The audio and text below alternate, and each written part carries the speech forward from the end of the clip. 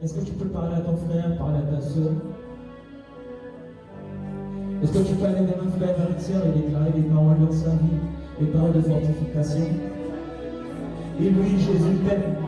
Je ne sais pas ce que tu ressens en ce moment, mais sache que Jésus t'aime. Et ce n'est pas par ta force, ce n'est pas parce que tu es trop intelligent, parce que tu es trop fort, que les choses vont bien se passer, mais c'est parce que Jésus t'aime. Reçois son amour ce matin, reçois sa grâce ce matin, reçois sa faveur ce matin, reçois sa puissance ce matin. L'amour de Dieu n'est pas trop faible face à ce que tu vis, l'amour de Dieu n'est pas trop faible face à ce que tu ressens.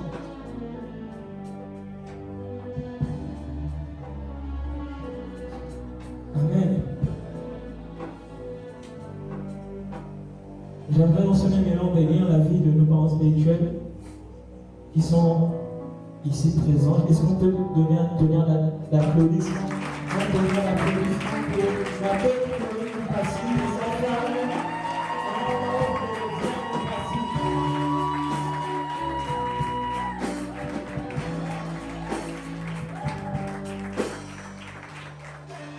Je n'ai pas compris. J'ai dit un tonnerre d'applaudissements. Amen. Je n'ai pas dit un chuchotage d'applaudissements. Amen.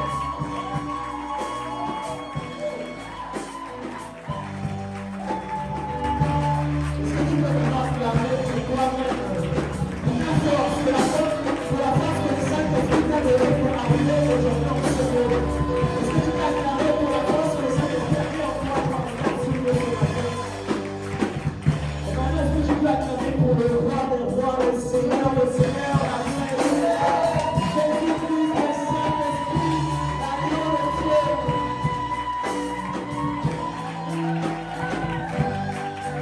Amen. Est-ce que la présence de Dieu te fait du bien ce matin? Est-ce qu'on peut prendre nos Bibles dans le livre d'Éphésiens 2, verset 8?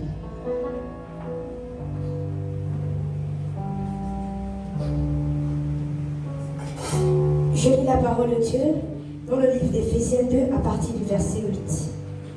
Car c'est par la grâce que vous êtes sauvés, par le moyen de la foi. Et cela ne vient pas de vous, c'est le don de Dieu. Amen. Tu peux prendre verset 9 aussi. Verset 9. Ce n'est point par les œuvres, afin que personne ne se glorifie. Car nous sommes son ouvrage, ayant été créés en Jésus-Christ pour de bonnes œuvres que Dieu a préparées d'avance afin que nous les pratiquions. Parole de Dieu. On peut s'asseoir. La dernière fois, nous avons, dimanche passé, nous avons parlé de la grâce. Dis avec moi la grâce de Dieu. La grâce de Dieu.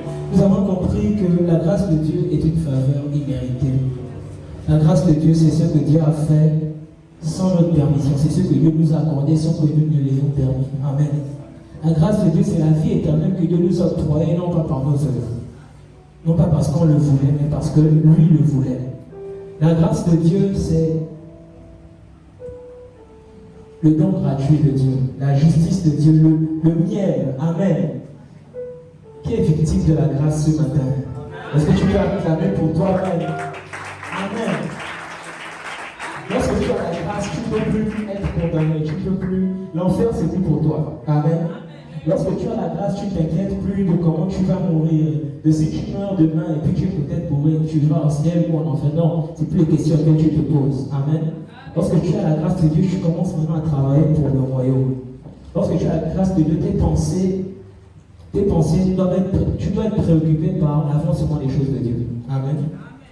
Tu dois peut te poser des questions sur est-ce que je peux être sauvé ou est-ce que je peux être... Non. La grâce, c'est une... Ok, on va commencer. On va rentrer direct.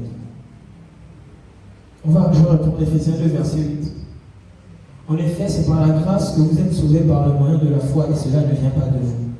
Et avec moi, la grâce. Sauvé. Foi. Amen. Je vais commencer par définir les mots-clés. Sauvé, grâce, foi. Le mot sauver ici est tiré du mot grec sozo, qui signifie sauver, délivrer, mettre en sécurité, guérir, préserver de la destruction. Amen. dans le mot sauver, on parle de la vie éternelle, mais on parle de toutes ces choses que je viens de citer également. Lorsque Jésus te sauve, c'est par la grâce. Amen. Mais quand on dit sauver là, dans sauver, il y a la vie éternelle. Dans sauver, il y a mettre en sécurité, il y a guérir, il y a la guérison, il y a la délivrance. Vous comprenez pourquoi la dernière fois je disais que lorsque tu as la grâce, normalement tu ne peux pas être victime de malédiction, de démon. Pourquoi? Parce que tu as été sauvé. Amen. Ce qu'on appelle le salut. Le salut vient avec ces choses-là, ces vertus-là. Ce sont les vertus de la grâce. Amen. Cependant, nous avons, là nous avons défini le mot sauver, nous avons ensuite le mot grâce.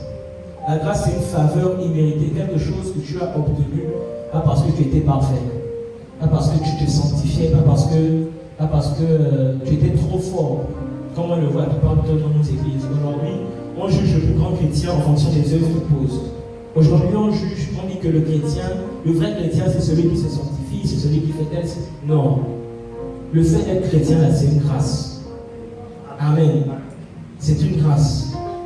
C'est ce qu'on appelle une faveur imméritée. Et on prenait l'exemple la dernière fois en disant que lorsque le président de la République obtient la grâce présidentielle, il ne regarde pas qui est le plus grand criminel, qui n'est pas le plus grand criminel. Quand il fait la grâce présidentielle, c'est si tu as la grâce de faire partie de la grâce présidentielle, tu sors. Que tu aies tué 100 personnes, ou 2000 personnes, ou une personne. C'est ça la grâce présidentielle. La grâce ne regarde pas l'œuvre. Amen. C'est une faveur imméritée.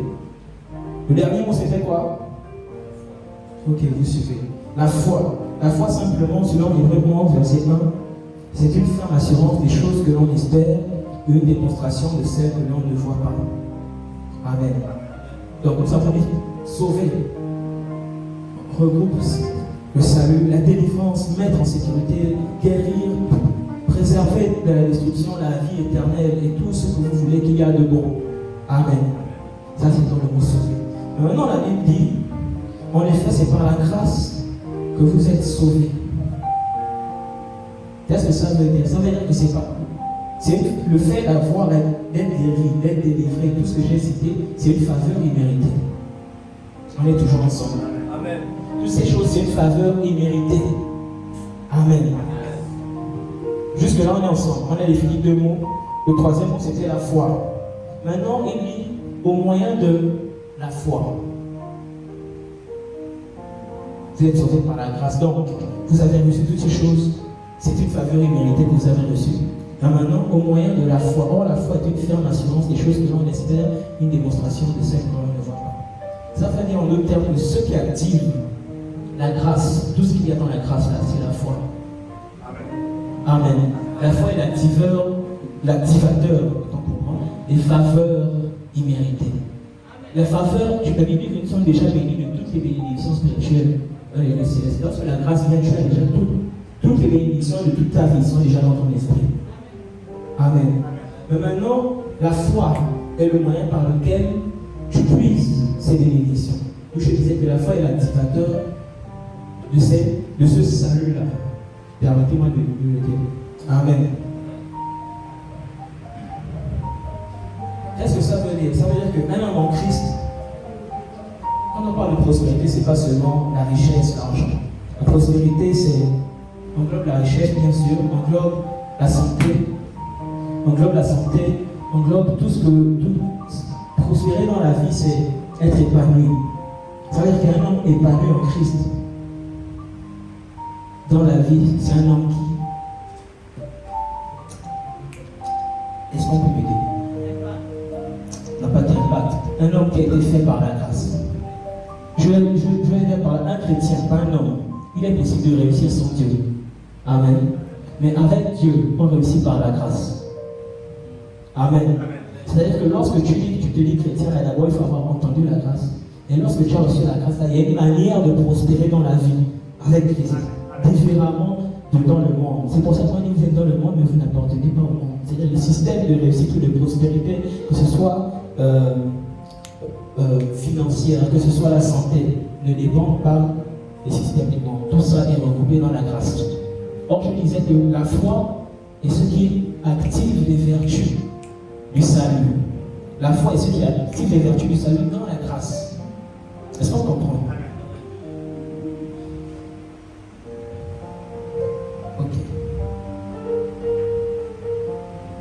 Maintenant, je disais dimanche passé que la foi, la grâce active les promesses de Dieu. Amen. Bon, là peut-être le nouveau a dit oui et amen. Bon, maintenant les anciens qui sont là dans la salle depuis, qui ont entendu les promesses, qui connaissent la parole, qui ont entendu la grâce. C'est à tel moment, regardez, parfois, il y a des gens qui sont fatigués. Amen. Il y a des gens qui disent oui, amen, juste parce qu'on est à l'église ou quoi. Mais c'est parce que lorsque je le disais, c'est réel. Maintenant, je viens pour te poser une question. Comment se fait-il que toi, qui enseigne tout le temps que Christ rend la vie à nos corps mortels, toi tu tombes encore malade? Comment se fait-il que toi, qui enseigne régner dans la vie, tu n'as rien à manger chez toi?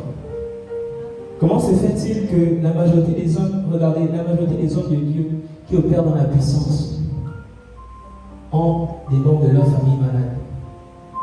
La majorité, vous avez constaté que, est-ce qu'on n'a pas dit à Jésus, sauve-toi toi-même? C'est-à-dire qu'il y en a, la plupart du temps, c'est toi qui enseignes la guérison. Quand tu pries même pour les gens, tu pries, les gens guérissent, mais toi-même, je me souviens, je souffrais des maux de dents terribles. Et lorsque je priais pour certaines personnes, les personnes obtenaient la guérison, même les maux de dents. Mais sur moi-même, ça n'allait pas. Amen. Et le païen, lorsqu'il va passer, il va te dire, mais guéris-toi toi-même. Amen. Est-ce que vous vous êtes déjà posé ce type de questions? Que j'ai la grâce, la Bible dit que je vous disais la dernière fois que la grâce active les promesses, la grâce active telle chose, la grâce active telle chose. Mais pourquoi moi-même, je ne vis pas certaines choses? Est-ce qu'on peut répondre à ces questions ce matin? 2026, 2026, 2026, c'est quoi un exploit? Tout le monde connaît Moïse. Qui peut me citer un exploit de Moïse? C'est le seul, ce n'est pas le seul, mais c'est ce que tout le monde connaît. Amen. Jésus, Moïse a divisé la mer rouge. Qui avec moi divisé la mer rouge? Ok, s'il n'y avait pas de mer, est-ce que Moïse aurait pu diviser la mer? Amen. Qui peut me citer un exploit de Jésus? Il est ressuscité. S'il n'était pas mort, est-ce qu'il aurait pu ressusciter? Amen.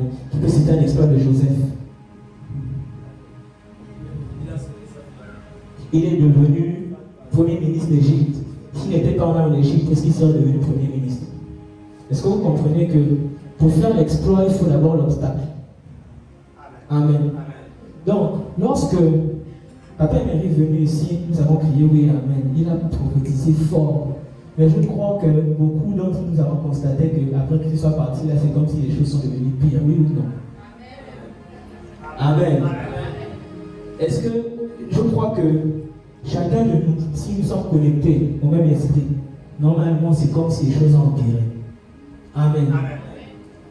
Mais laisse-moi te dire, je disais tout à l'heure que quand on dit exploit, on dit obstacle. Si tu refuses l'obstacle, tu ne feras jamais d'exploit. Amen. Si tu refuses l'obstacle, tu ne feras jamais d'exploit. Amen. Maintenant, je te dis ce matin que l'obstacle auquel tu fais face, en ce moment même, est la première marche vers ton exploit. Tout déterminera de la façon dont tu vas traiter cet obstacle. Tout déterminera de la façon dont tu vas percevoir cet obstacle. Amen. Est-ce que tu peux acclamer pour toi-même?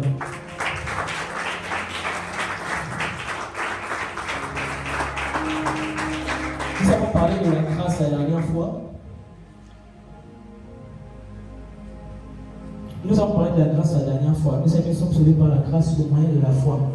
Mais le problème est que beaucoup nous prenons ce passage, nous le prenons, oui, mais nous ne travaillons pas la foi. Or, je disais, la foi est l'activateur de la grâce. Amen. Tant que la foi n'est pas comme Dieu s'attend à ce qu'elle soit, la grâce sera inactive. Je le rappelle que la grâce, ce n'est pas seulement la vie éternelle. La vie éternelle, elle est là. Mais dans la grâce, j'ai également parlé du salut. Amen. Ça veut dire le règne, la prospérité, toutes ces choses qu'il y a autour là ne sont pas actives sans la foi. Et même la vie éternelle même n'est pas active sans la foi. Parce que si tu n'as pas de foi, tu ne peux pas être sauvé.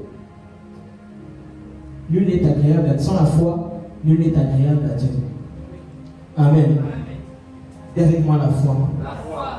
Maintenant, ok, on a parlé de la grâce la dernière fois. Nous avons dit qu'il suffit de croire, et de croire.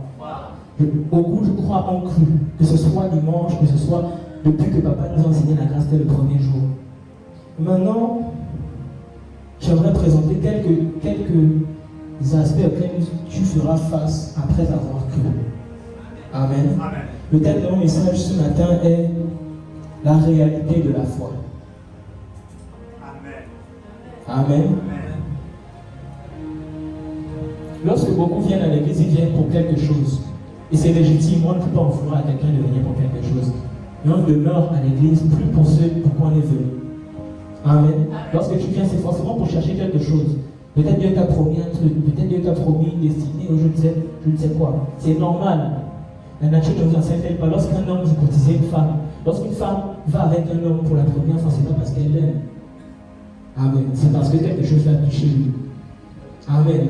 Personne, c'est dans Disney Channel que les deux personnes font tomber leur sac, leur cahier, et en même temps ils veulent ramasser en touchant la main. La personne se rend compte que donc en fait c'est elle, c'est le coup de foudre. Non, ça n'existe pas. Pour aimer une personne, il faut connaître la personne. Or, pour connaître la personne, il faut d'abord l'attirer. Et c'est ce que Christ fait. Lorsque tu viens, il t'attire d'abord avec soit la parole, avec quelque chose, il t'attire. Mais pour que tu demeures, ça dépend de l'amour maintenant que tu as. Amen. Or, lorsque quelqu'un vient et dit ça, il reste accroché à ce qu'il a attiré. Lorsque la réalité de la foi fait surface, la personne ne subsiste pas et elle part de l'église. Amen. D'où mon message ce matin, la réalité de la foi. Peut-être si on te dit que c'est ça là que tu vas vivre, ça sera, lorsque la chose viendra, tu sauras que bon, ok, on m'a déjà dit que dans la grâce, tu peux avoir ça. Amen. J'ai noté 11 points. Le premier point, regardez moi comment ma foi sera éprouvée. Comment ma foi sera éprouvée. Je disais tout à l'heure, tu opères dans la guérison et toi-même tu es malade. C'est toi qui enseignes la richesse, mais toi-même tu te rends compte que toi-même tu ne prospères pas. Tu sais que ce que tu dis est vrai. Amen. Mais toi-même tu ne prospères pas. Dis avec moi l'épreuve de la foi. L'épreuve de la foi. Le point numéro 1, le délai dans les promesses de Dieu. Bien aimé, est-ce que ce n'est pas énervant? Lorsque tu viens en Christ, Dieu t'a dit, il y a des personnes qui sont là, vous savez que Dieu vous appelle pour quelque chose. Amen. Et tu te rends compte que tu as écouté la grâce, oui, mais les promesses tardent. Les promesses tardent. Dis avec moi, les promesses tardent. Et ça peut être très frustrant. Amen. Mais c'est l'un des points qu'on retrouve dans la foi. Si tu n'as pas encore attendu dans la foi, c'est que tu n'as pas encore connu la foi. Si tu n'as pas encore connu la patience dans la foi, c'est que tu n'as pas encore connu la foi. Amen. Romains 5, verset 3 à 4.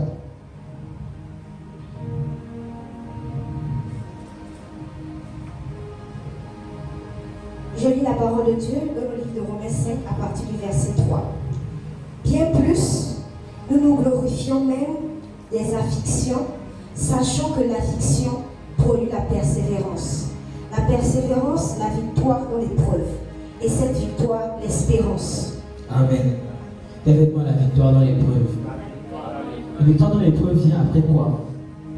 La persévérance.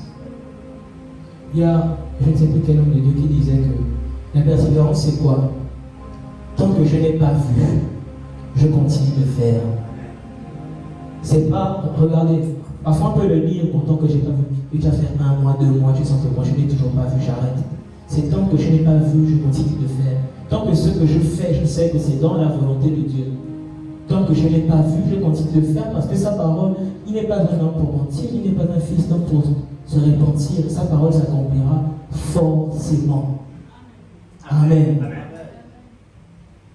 C'était le point 1, le délai dans les promesses de Dieu. C'est l'un des points, c'est l'une des choses que l'on rencontre. Donc, lorsque tu écoutes la grâce, que tu es né de nouveau, ne te dis pas que parce que tu as longtemps attendu, ça veut dire que la grâce n'est pas là. Ne te dis pas que parce que tu as longtemps attendu, ça veut dire que la grâce est un mensonge. Amen. Le point numéro 2, le manque et la rareté. Ça là, c'est ce à quoi font face la majorité des personnes qui entendent la grâce. Amen. Bien qu'on le manque et la rareté. Amen. Il y a des moments où Dieu va vous parler.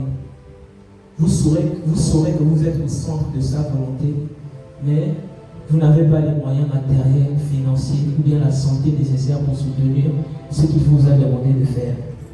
Amen. Et c'est encore quelque chose de frustrant. Tu sais ce que tu dois faire. Amen. Mais tu n'as pas les moyens de faire. Comment faire? Amen. Le manque et la rareté. Il y a une différence entre la foi selon les hommes et la foi selon Dieu. L'homme, il va te dire, j'ai vu, je crois, alors j'agis. Alors que Dieu te dit, crois, agis, ensuite tu verras. Amen. Amen. La foi de Dieu, c'est qu'il te donne la vision. Si vous comprenez ce que je veux dire, la vision seule suffit à te faire commencer. Amen. Amen. Si tu attends moi je n'aime pas trop la parole quand on dit Dieu appelle et il équipe. Je crois que Dieu équipe lorsque tu réponds à l'appel. Amen. Dieu n'équipe. Regardez, il y a des gens qui ont des ministères. J'ai un frère qui me disait, lorsque ce temps a commencé, on était beaucoup dans les cotisations. Et le frère me disait, ah mais si Dieu a appelé le pasteur, il devait faire. Si Dieu a appelé le pasteur, il devait faire. Non. Amen. Dieu équipe lorsque tu as répondu à l'appel. Dieu n'équipe pas avant que tu n'aies répondu. Amen. Amen. Ça veut dire, lorsque Dieu voit l'action, c'est-à-dire que Dieu t'a appelé, tu as cru, tu as agi en fonction de l'appel, et là il équipe. Amen. Amen. Le manque et la rareté. Ça veut dire que ce qui entraîne la provision, c'est l'action qui est basée sur la vision. C'est-à-dire que Dieu te donne la provision lorsque tu poses des actions en fonction de la vision. Pas d'abord à cause de ton intelligence. Pas d'abord à cause du nombre d'années d'école que tu as fait. Pas d'abord à cause de ta capacité à savoir prêcher ou bien ta capacité. Non. C'est d'abord juste dire oui, j'accepte. Et pas juste dire oui, j'accepte. Et à la fois, parfois les gens meurent dans l'intention. Donc, je sais que Dieu m'a appelé à faire ci. Je sais que Dieu m'a appelé. Je sais, ça fait 2 ans que tu dis, je sais que Dieu m'a appelé à faire ci. Mais jamais tu le dis, je sais que Dieu m'a appelé. Même si je ne vois rien, je dis rien, je fonce. Amen. L'intention n'emmène pas la provision. Amen. L'intention n'emmène pas la provision. Ce qui emmène la provision, c'est l'action. Donc après l'intention, passe à l'action pour voir la provision. Amen. Donc l'action basée sur la vision entraîne la provision. Regardez, lorsque Dieu va voir Moïse, c'est pas Moïse qui a divisé la mer en 2. La lèpre, à l'époque, était la maladie la plus, je vais dire, grave. La lèpre. Mais lorsque Dieu envoie Moïse vers Pharaon, il lui dit de plonger son bras dans son sein, de ressortir le bras. Et la main de Moïse est ressortie avec de la lèpre, donc la maladie la plus grave. Et il a remis le bras dans le sein, il a fait ressortir, la lèpre avait disparu. Mais cependant, Dieu, tu peux guérir la même maladie comme la lèpre, mais le bégaiement de Moïse, tu ne guéris pas. Le bégaiement aujourd'hui, je pense qu'on les appelle comment? Les gens qui... Non, les gens qui traitent le bégaiement.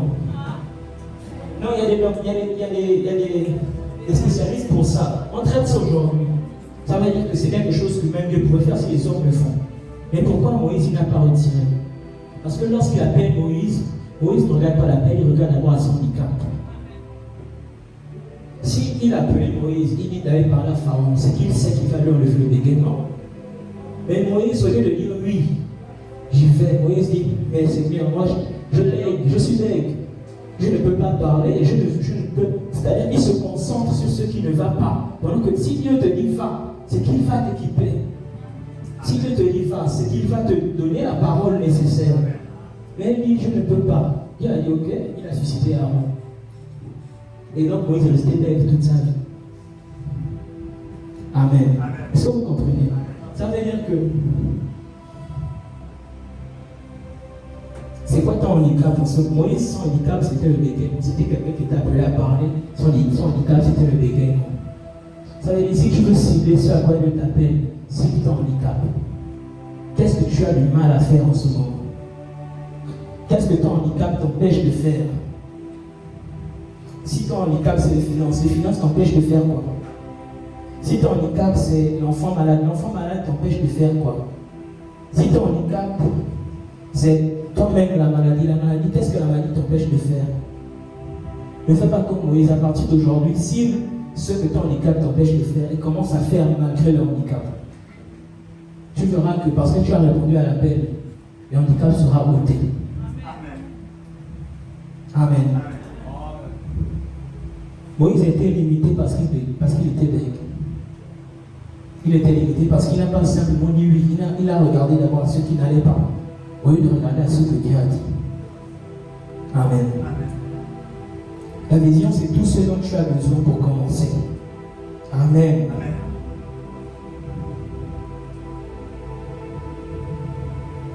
On était à quel point? Le point numéro 3. La persécution pour ta croyance.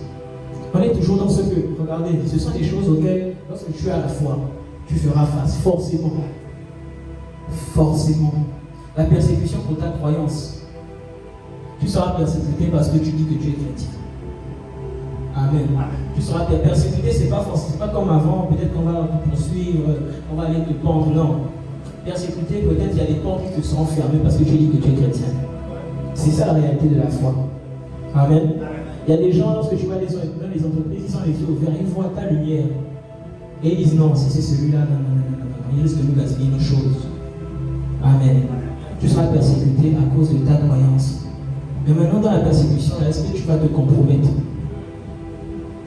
Amen.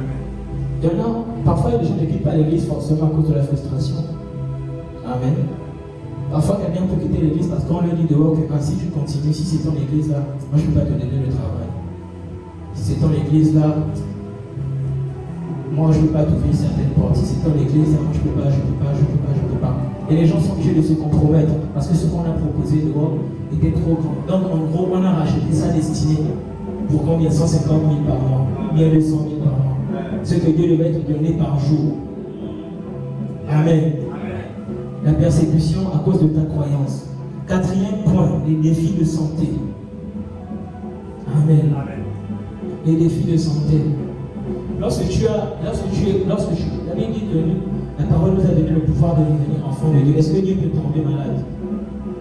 C'est la vérité, Dieu ne tombe pas malade. Toi, normalement, tu n'es plus censé tomber malade.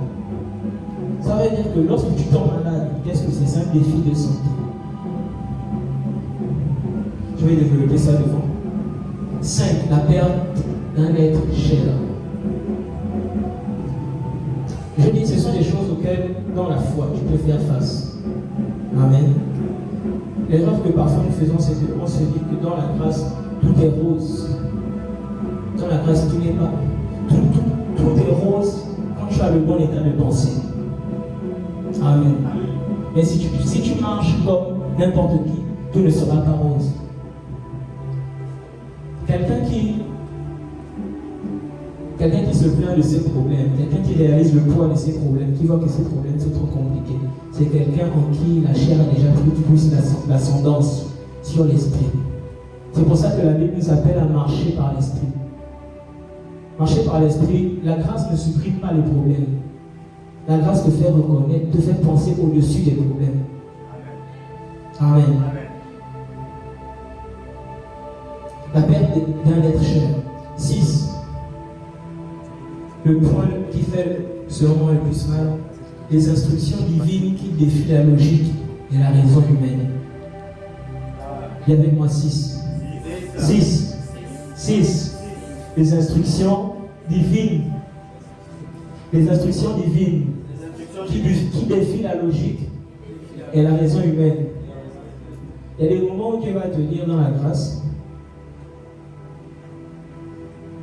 ne fais rien. Amen. Parfois, on confond l'activité et la productivité. On se dit que si je ne fais rien, je ne sais pas bon. Je vais dire quoi? Si je ne fais rien, j'ai l'impression d'échouer. Mais le moment où Dieu te dit ne fais rien, tu vas te rendre compte, c'est là où tu vas te dire non, il faut que je fasse un truc. Je ne peux pas rester comme ça, je ne peux pas rester comme ça, je ne peux pas rester. Mais lui, il a dit me faire. Regardez, je disais, les instructions divines qui défient la logique et la raison humaine. Dieu te dit dans une situation où tu es censé faire quelque chose, qui est censé bouger selon l'homme, il te dit ne fais rien. Tu dis quoi, Seigneur, moi rester comme ça. Parfois ne rien faire demande plus de foi que de faire quelque chose. Amen. C'est-à-dire que tu vois la situation s'aggraver, Dieu te dit reste calme, reste dans mon repos. Ça demande de la foi. Dire que tu vois ça se passer, mais tu dis je fais confiance à Dieu, je le fais. Et Dieu te dit ne fais rien. Ça demande plus de foi que de faire quelque chose. Les instructions divines qui défient la logique humaine. Dans la foi, dans la grâce, dans la foi, les instructions de Dieu ne vont jamais cadrer avec ta nature humaine. Ce que Dieu va te dire, vivre dans la grâce, c'est accepter le vivre dans l'illogique, dans l'abstrait, dans la folie, dans ce qui est anormal. Si tu veux pleinement expérimenter la grâce de Dieu, selon les hommes. Amen. Attends, Emery disait un truc qui m'a touché.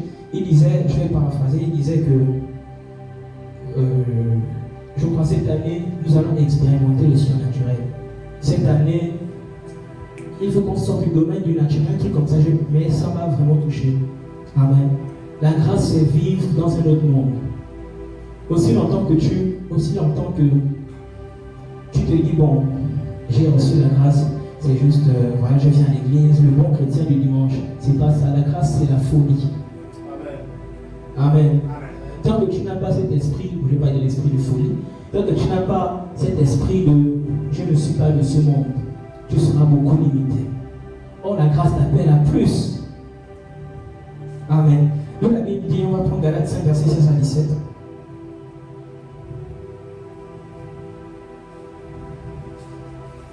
Je vais lire en même temps. Voici donc ce que je dis. Marchez par l'esprit et vous n'accomplirez pas les désirs de votre nature propre. En effet, la nature humaine a des désirs contraires à ceux de l'esprit. Donc, Dieu te donne une instruction, la chair va forcément refuser. Et l'esprit a des désirs contraires à ceux de la nature humaine. Ils sont opposés entre eux, de sorte que vous ne pouvez pas faire ce que vous voudriez. Notre chair n'aura jamais envie de faire ce que Dieu veut. Jamais. C'est pour ça que tu vas te rendre compte, il y a des moments, tu sais que tu dois prier. Tu as envie de prier, mais lorsque tu te lèves à 4 heures, tu fais d'abord 5 minutes, tu regardes le mur. Amen.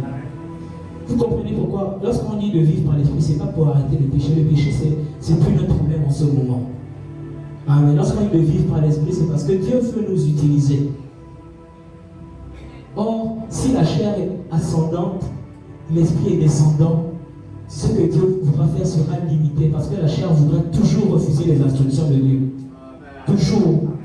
Or, lorsque l'esprit est ascendant, il te sera facile pour toi d'expérimenter vraiment la grâce. Amen. On est à quel point? Point 6. Le point numéro 7. Les situations de menace de mort. Amen. Il y a des situations où tu sens que c'est fini. Bon, je te pose cette question. Combien de fois tu as été dans cette situation, mais aujourd'hui tu es dans cette salle? Combien de fois tu t'es dit que c'est la fin, mais aujourd'hui tu es là? Amen. C'est la foi qui fait ça. La foi te mettra toujours dans des situations. Point numéro 8. La trahison par les proches. C'est inévitable dans la foi. C'est inévitable dans la grâce. Amen. C'est inévitable dans la grâce. Lorsqu'on te trahit, ne te dis pas que c'est parce que tu n'es pas quelqu'un de bien.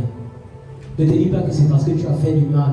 Si tu reconnais que tu as la grâce de Dieu, si tu reconnais que tu as entendu l'évangile, tu y as cru, c'est normal qu'on te trahisse. Attends toi-même à ceux qui te trahissent.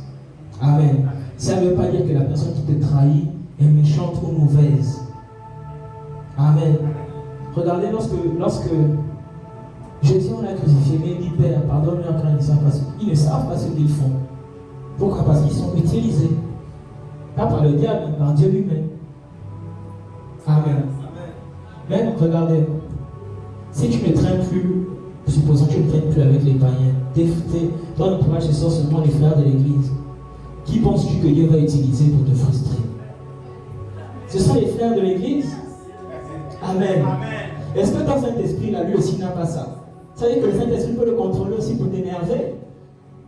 Amen. Mais ça ne veut pas dire que le frère est méchant. C'est un instrument entre les mains de Dieu. Qu'est-ce qui te dit que toi, tu n'as pas été l'objet d'épreuve pour quelqu'un un jour? Amen. Peut-être qu'il y a quelqu'un dans la salle qui t'en veut le plus, mais toi, tu ne sais pas. Pourquoi? Parce que toi aussi, de la même façon dont on peut utiliser quelqu'un pour t'éprouver, toi aussi, on peut t'utiliser pour éprouver quelqu'un. Amen. Les trahisons, c'est... Normalisons ça.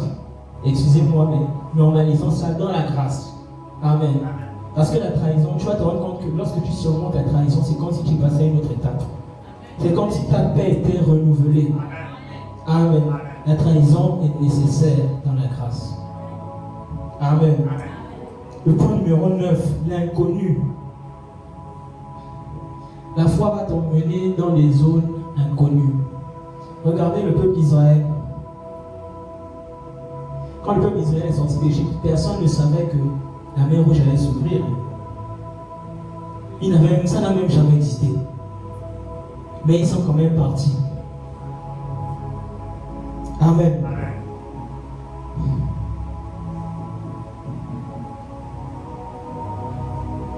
L'erreur qu'on fait souvent, c'est que lorsqu'on prie, on s'attend à ce que Dieu fasse quelque chose qu'il a déjà fait pour quelqu'un. On s'attend à ce que Dieu réponde comme on s'attend à ce qu'il réponde.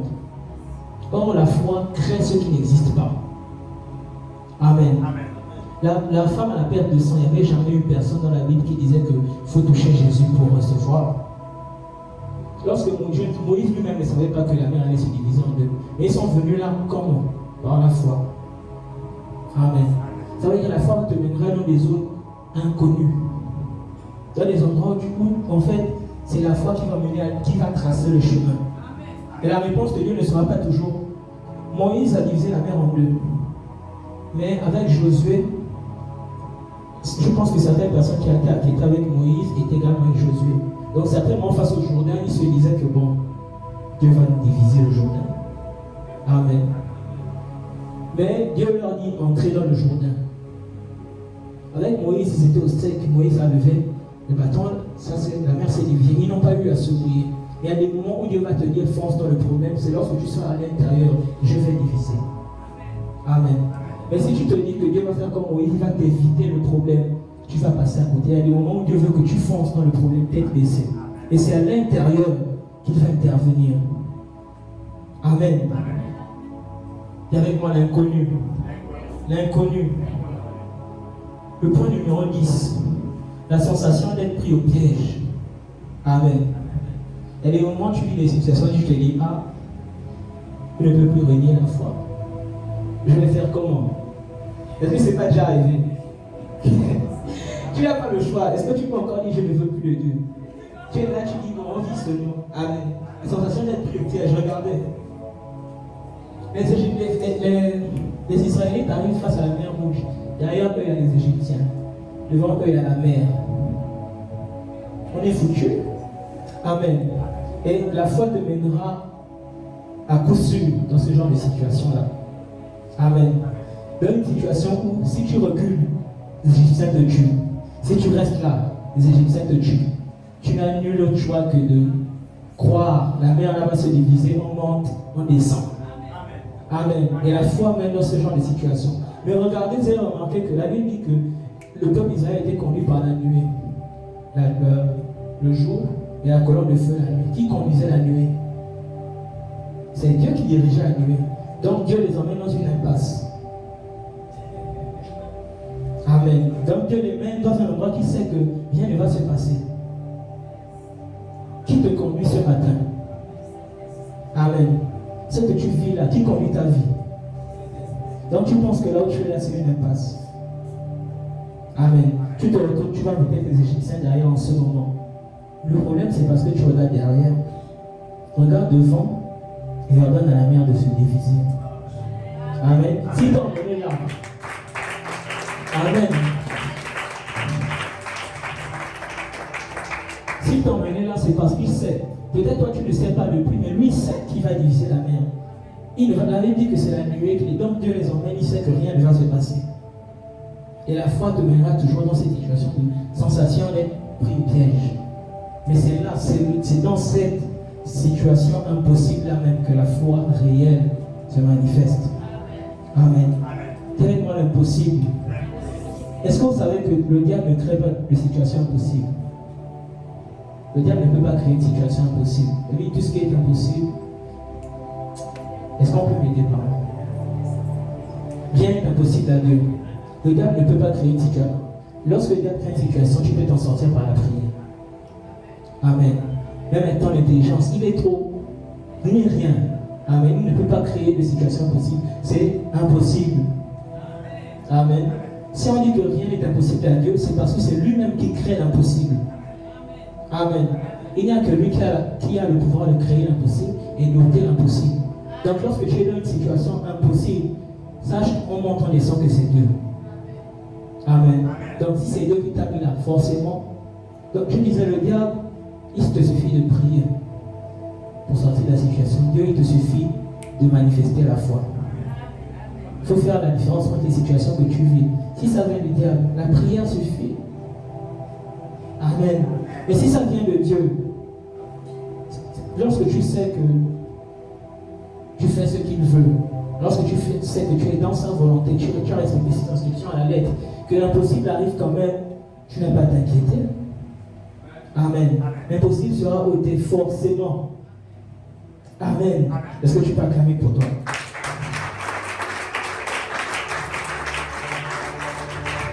Si ta foi ne t'a pas encore mis face au mur, face à l'évidence que c'est foutu, c'est que tu n'as pas encore connu la foi. Si ta foi ne t'a pas encore mis face à l'impossibilité, c'est que tu n'as pas encore connu la vraie foi. C'est dans l'impossible que la foi réelle se manifeste. Amen.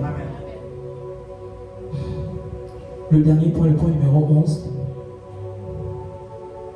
Dans la grâce, la plupart du temps, les problèmes parleront plus fort que la grâce. Amen. Prenons 2 Corinthiens 12, versets 8 à 9.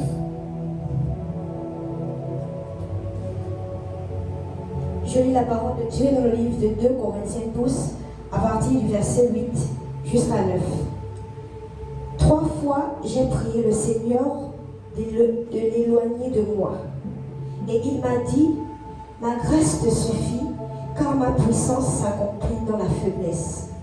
Je me glorifie donc bien volontiers de mes faiblesses, afin que la puissance de Christ repose sur moi. Amen. Dans ma version, selon laquelle il dit, 3 fois j'ai supplié le Seigneur de l'éloigner de moi. Quand il parle de l'écharpe qu'il avait dans sa chair. Il dit, ma grâce te suffit car ma puissance s'accomplit dans la faiblesse. Est-ce que vous comprenez que dans les problèmes, la grâce n'a pas disparu? Dans les problèmes, la grâce est toujours là. Le problème, c'est que tu ne regardes plus la grâce. Pourquoi Dieu ne retire pas l'écharpe? Dieu ne sort pas Daniel du feu. Pourquoi Dieu ne retire pas le problème? Il dit à Paul, ma grâce te suffit. Ça veut dire quand tu as les yeux fixés sur l'écharpe fait mal.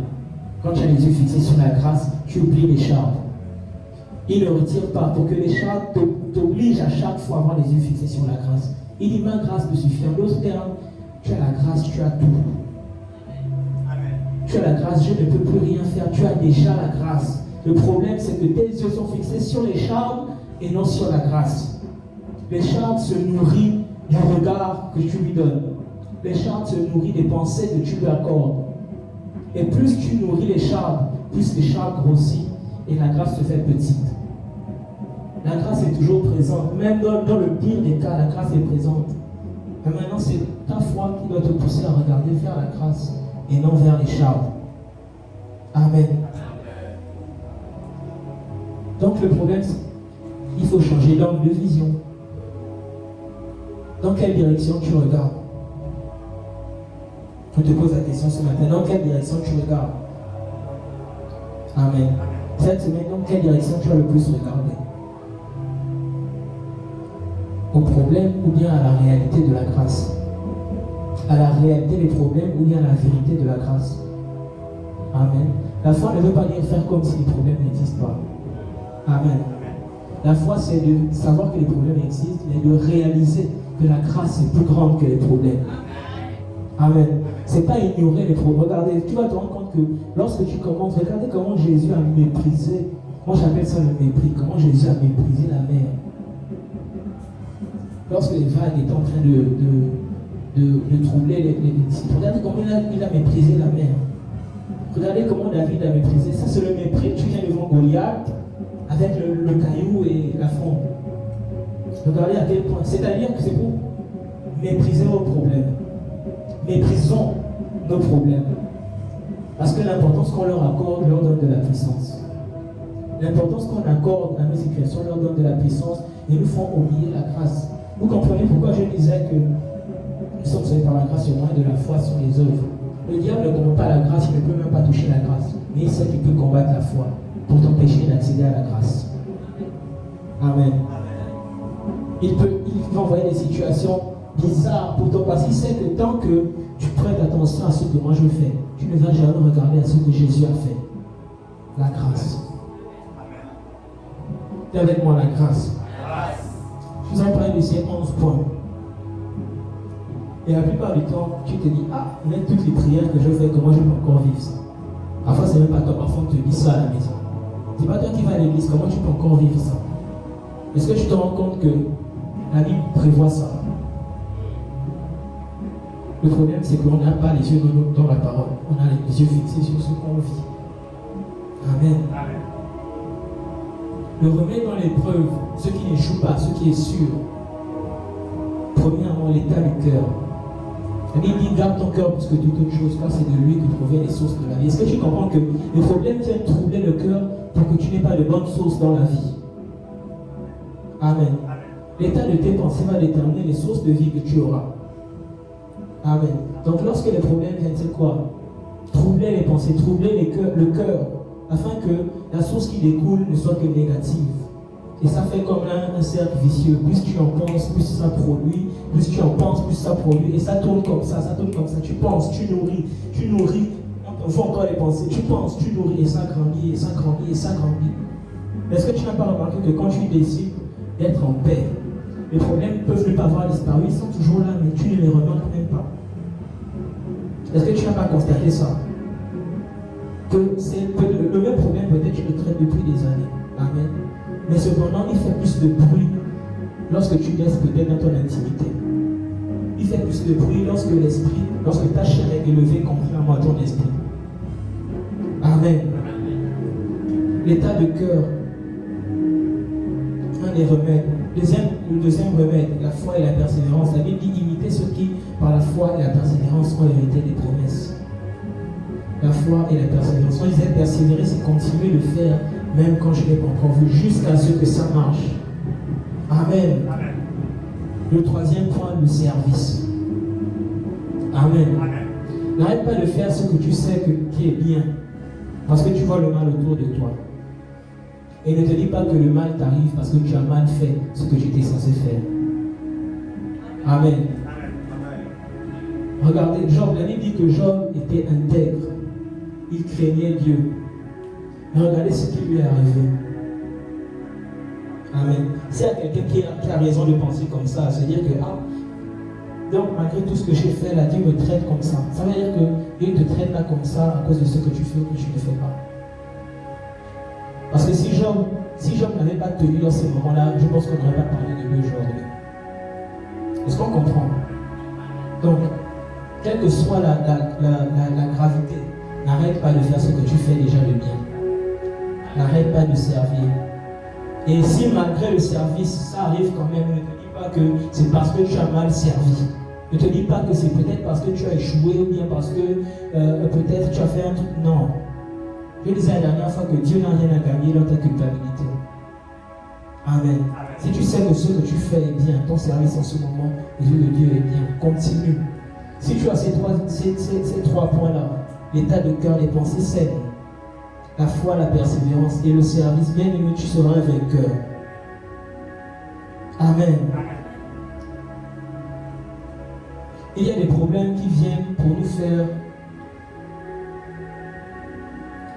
accroître les bénédictions de Dieu. Amen. Est-ce qu'on peut prendre Matthieu 13, verset 24 à 20? Je vais lire. il leur proposa une autre parabole. Le royaume des cieux, la foi, là c'est moi qui le dis, la foi, donc je vais lire d'abord la parabole. Le royaume des cieux ressemble à un homme qui avait semé une bonne semence dans son champ. Mais pendant que les gens dormaient, son ennemi vint, sema la mauvaise herbe parmi le blé et s'en alla. Lorsque le blé eut poussé et donné du fruit, la mauvaise herbe apparut. Les serviteurs du maître de la maison vinrent lui dire, Seigneur, n'as-tu pas semé une bonne semence dans ton champ?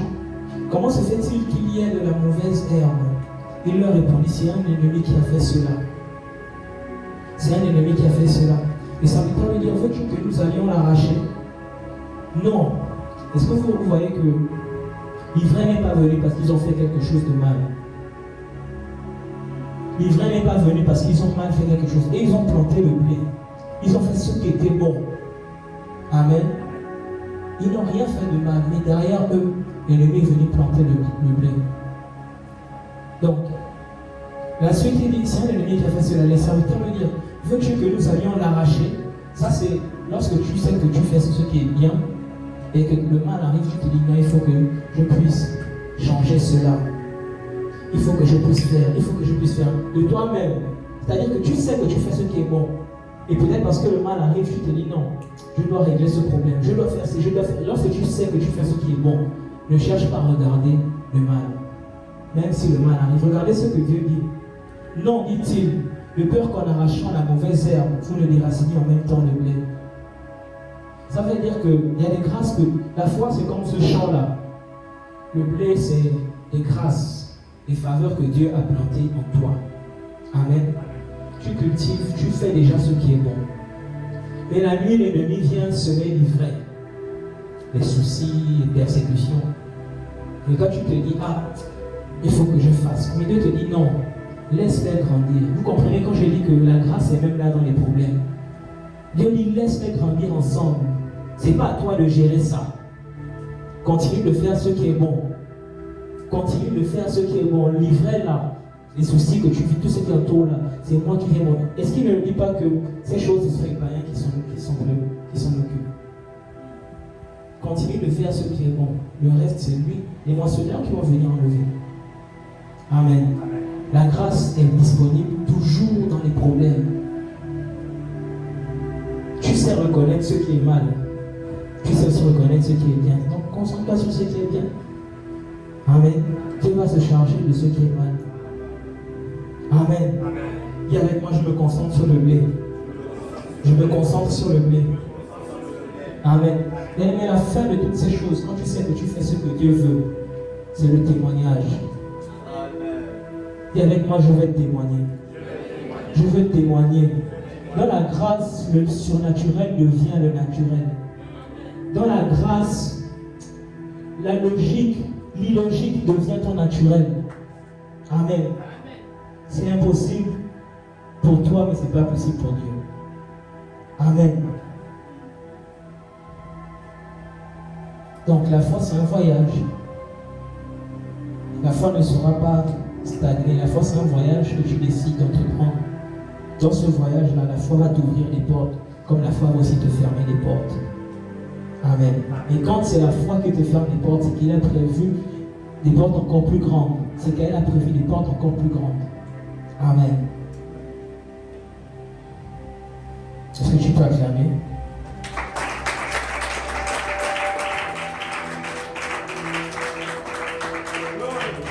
La Bible dit dans Deutéronomie 8, là c'est l'attitude à avoir dans la foi.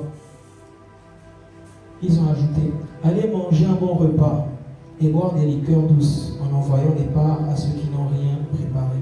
Car ce jour est un jour saint pour notre Seigneur. Ne soyez pas tristes, car c'est la joie de l'Éternel qui fait votre force. Amen. Quelle que soit la gravité, garde ta joie. Ce qui donne la foi vient de ce qu'on entend. Ce qu'on entend vient de la parole de Dieu. Amen. Est-ce qu'il n'y a pas des moments où tu prends la parole, tu lis et puis tu as l'impression que ça ne marche pas? Lève la main dans le cœur. Amen. Il y a des moments où tu te sens triste ou abattu, ou bien je ne sais pas ce que tu lis, et tu lis la parole, tu sens que limite la parole te dégoûte, vrai ou faux? Mais la Bible dit la joie de l'Éternel est ta force. Ça veut dire, si peut-être chez toi tu n'arrives pas à méditer la parole, va avec des frères, riez. Riez. Tu vas voir qu'en rentrant chez toi, la parole qui te dégoûtait avant, il y aura un truc qui aura changé. Le problème n'aura pas disparu. Hein. Mais la joie apporte un truc, quelque chose de nouveau. Il y a peut-être le matin tu es arrivé, tu étais comme tu étais, tu ressentais ce que tu ressentais. Mais à la louange, tu ne sais pas. Avant même la louange, le fait d'avoir vu les frères, d'avoir vu les sœurs, va vers ton frère, va vers ta soeur, le sourire que le frère t'a apporté, ça t'a illuminé. Amen. La joie, c'est réellement une force. C'est quelque chose qu'on néglige beaucoup, mais c'est l'une des plus grandes forces de la foi. Amen. La peur, la tristesse et les lamentations nourrissent les problèmes. Amen. C'est pour ça que vous verrez que les problèmes ne finissent jamais. La Bible dit que celui qui quitte son père, sa mère, et tout, pour Christ, recevra des bénédictions avec des persécutions. Ça veut dire que si tu attends d'être, je veux dire quoi, stable sur tous les plans, que tout aille bien dans ta vie pour pouvoir manifester la joie, c'est que tu seras seulement joyeux au ciel. Amen. Parce qu'il y aura toujours, même dans la bénédiction, il y aura toujours des persécutions. Toujours des persécutions. Ça veut dire que la grâce ne dépend pas des persécutions. Amen. C'est-à-dire que ta vie dépend de la grâce. Le juste vivra par la foi. C'est-à-dire ce qui conditionne ta joie, ce qui conditionne ton bien-être, ce n'est pas ce que tu vis, c'est ta foi. Le fait de savoir que la grâce de Dieu me suffit. C'est ça qui conditionne ton bien-être.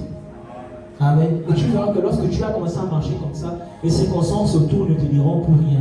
Que ça aille bien, que ça aille mal, moi la grâce de Dieu elle est toujours là. Amen.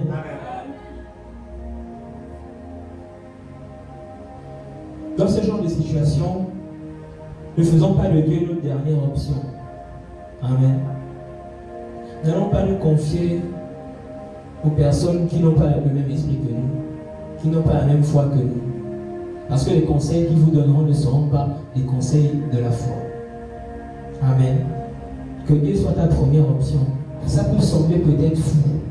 Je ne sais pas la gravité peut-être de la situation dans laquelle tu es, mais que Dieu soit ta première option. Ne cours pas d'abord vers un homme pour dire que voici ce que je vis, voici ce qu'il ne va jamais te conseiller comme Dieu veut. Et c'est comme ça que les gens tournés en rond se sont cognés. C'est à la fin qu'ils viennent dire Seigneur. Et la foi te mettra dans des situations où tu n'as nul autre choix que lui. Amen. C'est ça, le juste vivra par la foi. Ça veut dire dépendre de Dieu. C'est pas que la foi c'est lundi, mardi je fais comme je veux, mercredi je fais la foi. Je dis non, vivra par la foi. C'est-à-dire que ta vie est conditionnée par l'état de ta foi. Amen.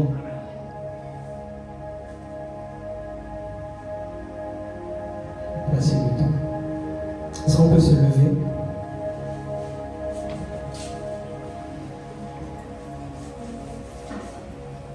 Est-ce que tu peux mettre ta main sur ton cœur?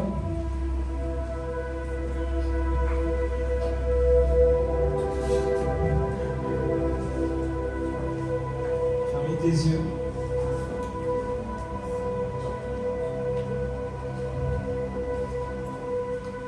Est-ce que tu peux fermer tes yeux?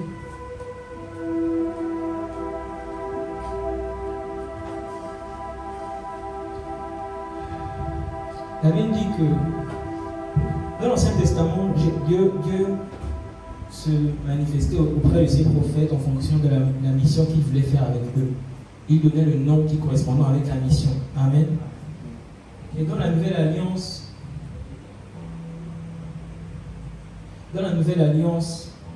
il y a un nom. Le nom au-dessus de tout nom. Ça veut dire le nom au-dessus de Jéhovah Rapha, le nom au-dessus de Jéhovah Nissi, le nom au-dessus de tous les noms de Dieu. Amen. Son nom c'est Jésus. Amen.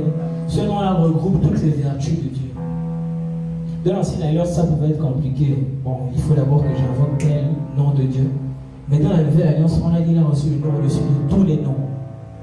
Amen. Ça veut dire que le nom de Jésus englobe toutes les vertus dont tu as besoin. Amen. Amen. Or, la Bible dit dans Jean 1, verset 17, que la grâce et la vérité sont venues par Jésus. Jésus est la grâce personnifiée. Amen. J'aimerais que tu commences à déclarer sur ta foi. Que tu commences à citer, non, ne parle même pas, de juste le nom de Jésus. Et dans son nom, si ce dont tu as besoin dans son nom, c'est Rapha, tu obtiendras la guérison. Que tu mettes ta main sur ton cœur et que tu cites le nom de Jésus en visualisant ce qui te trouble. Que tu cites le nom de Jésus en visualisant ce qui te perturbe. Que tu cites juste le nom de Jésus. Parce qu'il a reçu le nom au-dessus de tous les noms. Il a reçu le nom au-dessus de tous les noms. Visualise cette situation et dis le nom de Jésus dessus. Est-ce qu'on peut le faire ensemble? Jésus. Jésus. Jésus. Jésus.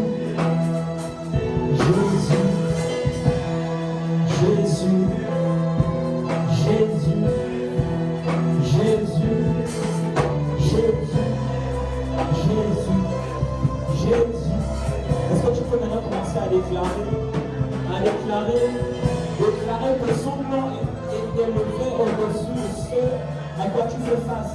Est-ce que tu peux commencer à déclarer que son nom a vaincu ce à quoi tu fais face?